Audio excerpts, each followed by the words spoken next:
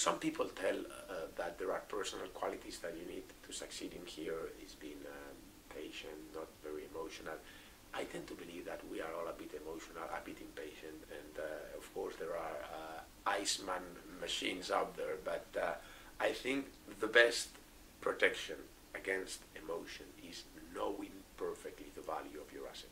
And I will put you an example. If I give you now a brand new Mercedes, and because the owner has to go to Australia, and for whatever reason he has to leave the US and has only one day to sell you the car, and he sells you the car for $2,000, and you bring a friend of you who is a mechanician and checks the car, and the car is perfect, and you buy the car, even if you are emotional, try to get the same grasp at any of the businesses that you own as the Mercedes for $2,000, and then you have killed the emotions because you know what you buy, and then even if it falls, you become happier.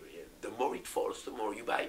Of course, that sounds very good, but in practice, I promise you that I follow this with my pupils, my alumni, and 95% don't get happier if the stock falls because they don't know the asset enough. And myself, there are probably 2 or 3 investments in our portfolio. We are not really happy if they fall 50% tomorrow.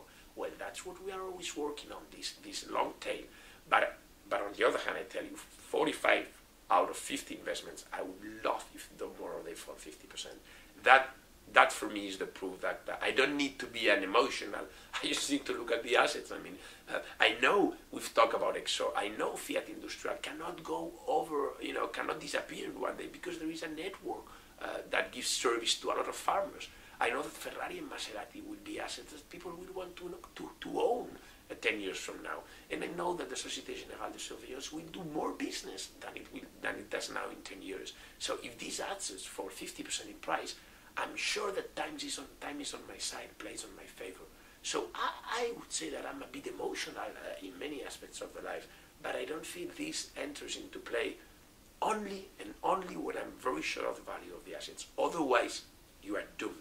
The market always forces you to sell at the wrong time, but you have to know the value of the asset.